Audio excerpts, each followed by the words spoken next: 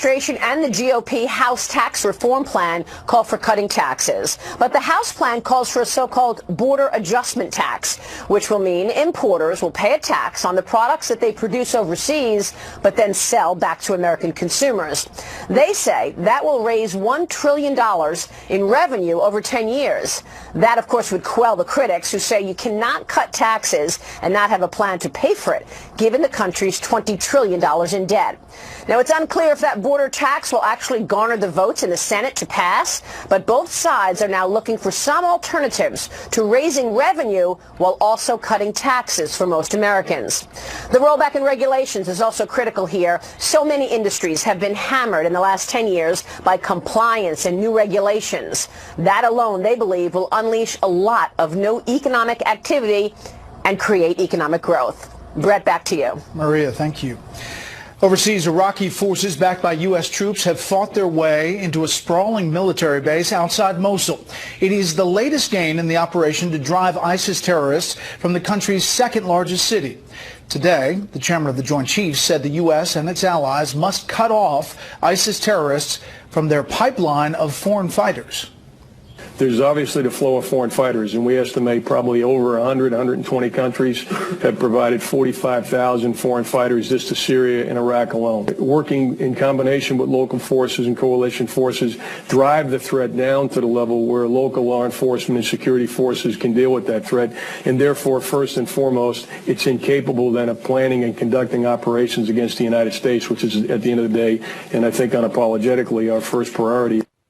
President Trump has given military leaders until the end of the month to come up with a winning strategy against ISIS.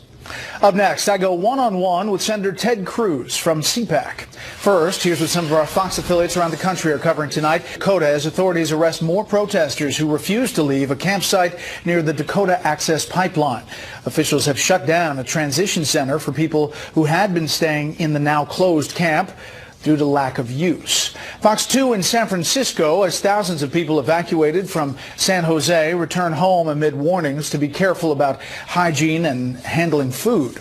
About 14,000 residents were forced from their homes by flooding earlier this week. Around 3,800 remain under mandatory evacuation. And this is a live look at New York from our affiliate Fox 5. One of the big stories there tonight, a lower than expected price tag on protecting the first family. The city says it cost about $24 million to guard the Trump family and Trump Tower between the election and the inauguration. That's about $11 million less than predicted. The police commissioner says he has written to the state's congressional delegation to seek reimbursement. That's tonight's live look outside the Beltway from Special Report. We'll be right back. Live there at CPAC in National Harbor, Maryland. Let's get more on the conservative meeting and how conservatives are viewing President Trump. Earlier today, I spoke with Texas Senator Ted Cruz and started by asking him about his thoughts on the first month of the Trump administration. You look at the cabinet nominations, this is an all-star cabinet. This is the most conservative cabinet we have seen in decades. You look at Judge Gorsuch to the Supreme Court, a terrific replacement for Justice Scalia.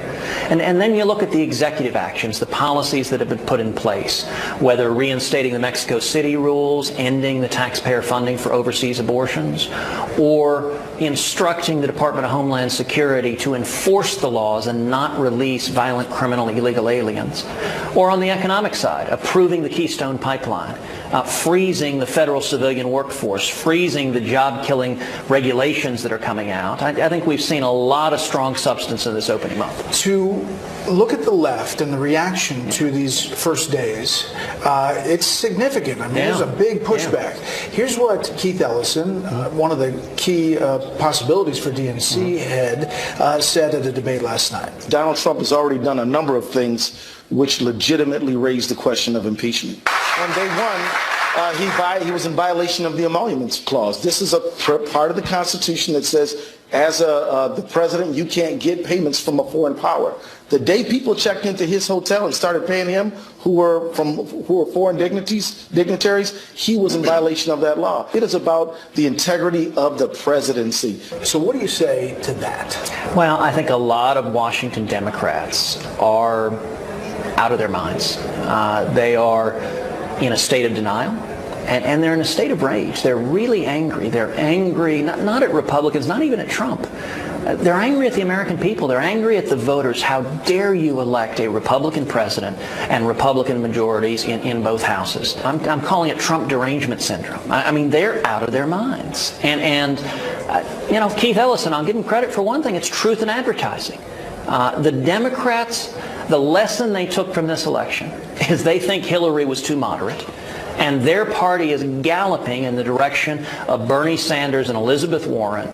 Unfortunately, I think we're going to see more of that rather than less. But on the substance of his argument, you're a constitutionalist. Are you concerned at all about business ties and the emoluments clause? Well, listen, I think those are reasonable questions for people to raise, and they should be examined and looked at. There's always a role for Congress to hold any reform that puts you in charge of your health care with your doctor without government getting in the way, that will see lower costs and more choices and more ability to control your own health care. And on top of that, this year I believe we're going to confirm Judge Gorsuch a strong constitutionalist to the Supreme Court, and we're going to pass fundamental tax reform. I hope a simple flat tax and abolish the IRS. And if we do all of that, 2017 will be an historically year to unleash economic growth. Well, let's talk some specifics. Yeah. On tax reform specifically, there seem to be some big hurdles. Yeah. It's obviously going to be rolled out in coming weeks. But are you for this border adjustment, which is a tax on imports coming from other countries? I think the details of tax reform are going to be worked out in the course of this year. Right now, we're in the middle of Obamacare repeal. Tax reform is likely to happen this summer or this fall. And there are different approaches. I think we're going to get it done. Even though there's a split in Republicans on some of these big issues. Sure, and we're going to debate and arrive on the best solutions. I'll tell you what I am urging President Trump and what I'm urging Republicans in both houses. It is be bold and be simple. That if we're going to do tax reform, and I believe we are, don't do something small and incremental, just nibbling around the edges. Do something big and meaningful that unleashes the economy, that creates millions of new jobs. We're approaching another fiscal cliff here. Debt ceiling increase, yeah. March 15th. Yeah. You obviously have a history with the debt ceiling fight. What about this upcoming debt ceiling increase?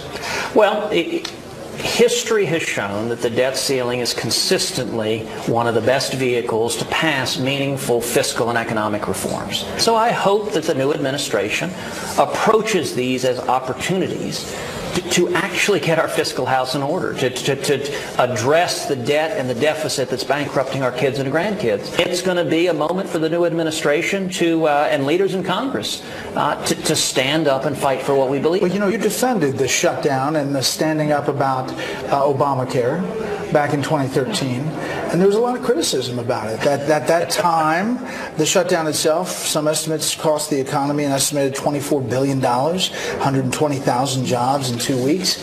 What do you tell President Trump about this fight, considering how you've looked at it at the past? Well, let me be very clear. I didn't defend the shutdown. You defended standing up for Obamacare defunding. Absolutely, yes. But what I said repeatedly in the midst of the shutdown, we shouldn't shut the government down. I voted over and over again to fund the federal government, to fund the entirety of the federal government, but not Obamacare. And it was Harry Reid and Nancy Pelosi and Barack Obama who shut the government down. They're the ones who said, if you don't fund this failed, disastrous health care law, we'll shut everything down. That was irresponsible. One prominent paper did an editorial calling me the minority maker, that in 2014, Cruz single-handedly is going to keep Harry Reid as majority leader. The prediction not only didn't come true, it came wildly disproven. We won historic victories.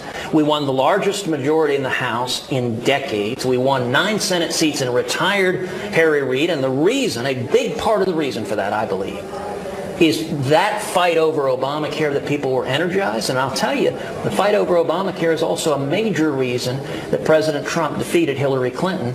Obamacare isn't working, and the American people are fed up with this disastrous law. Bottom line, you'd say to the Trump administration, get something for the debt ceiling increase. Yes, and I think that's a principle going forward, that we should be fixing the problem.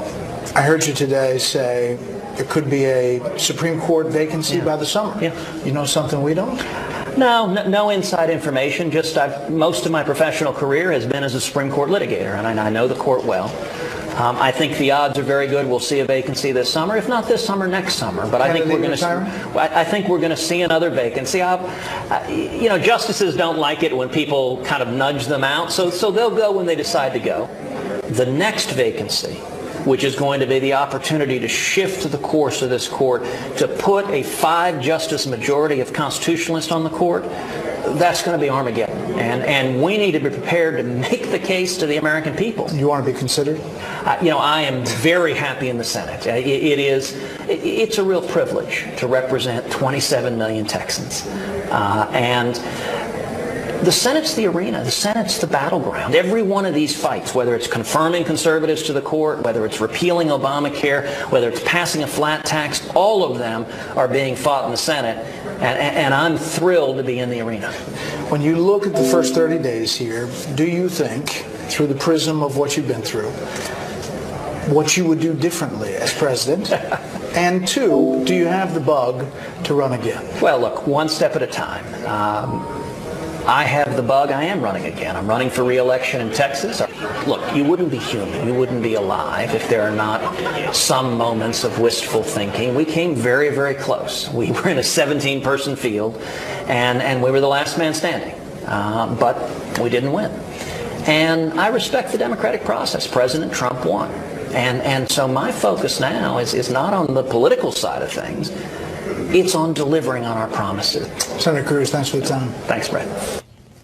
More with the panel wrapping up CPAC and all the developments today a little bit later. The mayor of San Jose, California, says the city failed to notify residents properly about the flooding that drenched the area earlier this week.